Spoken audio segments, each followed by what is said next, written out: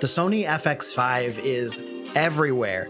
Everyone's talking about it. It's all over YouTube. It's all over the internet with like rumors, and now it's available for pre-order. And I want to take a couple minutes and explain to you why you may not need it, but I pre-ordered it.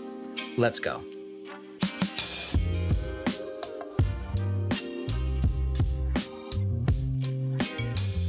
So my name's Trent. I have been doing video production for over 20 years now, and my company, Glowfire, has been going for about 10 years. And we work primarily with churches, nonprofits, really any organization that's doing the important good work of taking care and supporting people.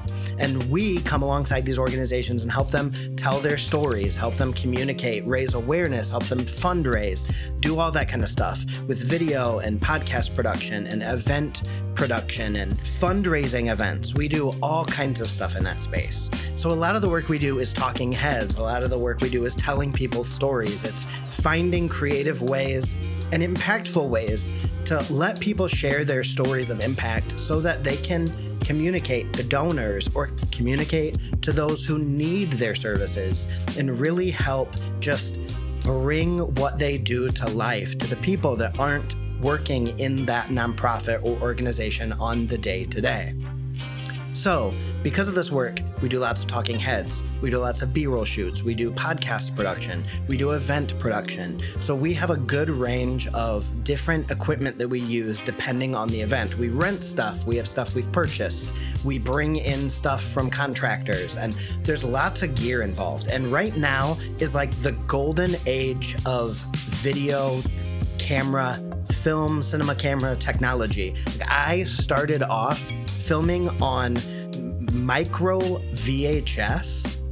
You probably don't even know what that is, let alone VHS. So yeah, I've been around the block.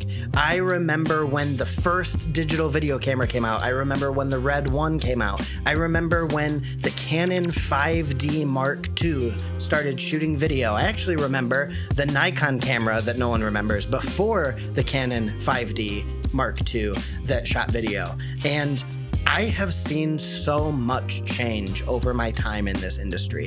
Camera gear and editing equipment, and now we use DaVinci Resolve and we edit through Blackmagic Cloud. Like, the world is a different place for video production people. And the next step in this progression is the Sony FX5, which was just dropped.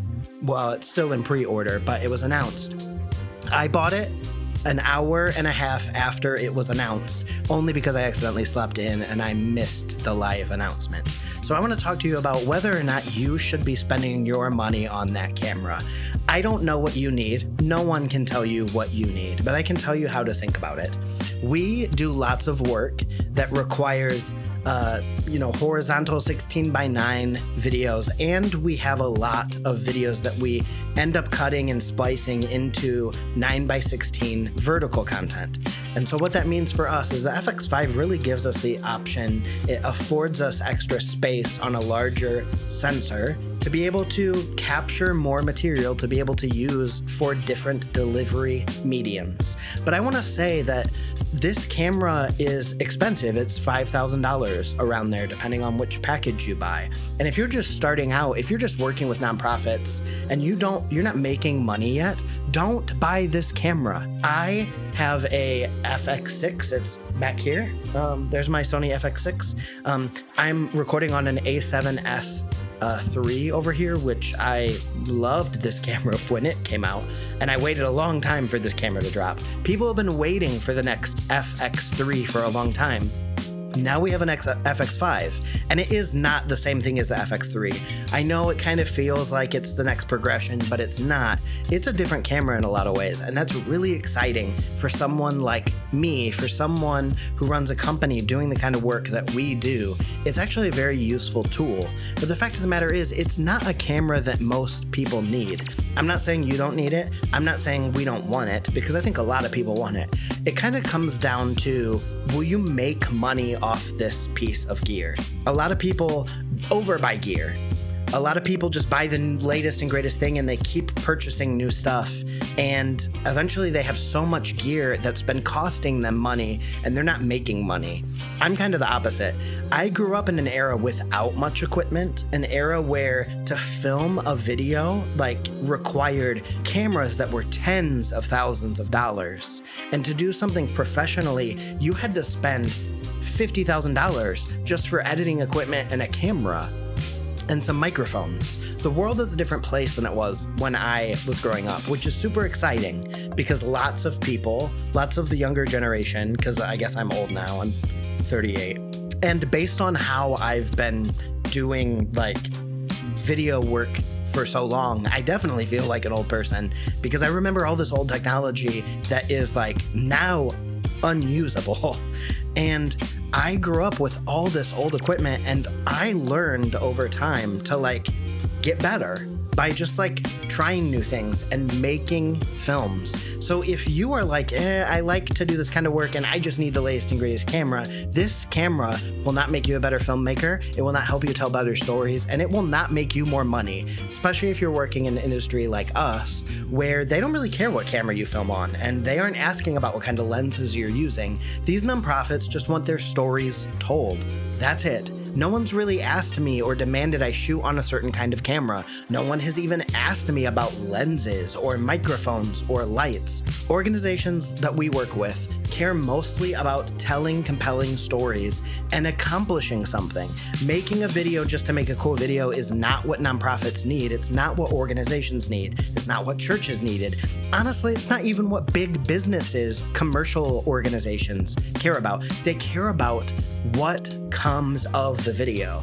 It's not about creating a cool video. It's about what the video creates, what opportunity it creates, what it builds on and gives that organization as far as their ability to reach out and communicate. Sometimes you make a video to look cool for a company that's selling a product, but ultimately it's not about having a cool video. It's about selling a cool product. And you're making something to make something else happen. For businesses, you're making a video so that they can sell something and make more money than they spent on the video. But for nonprofits, it's not that you're trying to sell something, it's about you're trying to communicate to the people that support the nonprofit or care about the work that that nonprofit is doing, raising awareness, communicating with donors, and finding ways to make themselves more successful so that they can support and help and take care of more people. In that regard, it doesn't really matter what camera you have.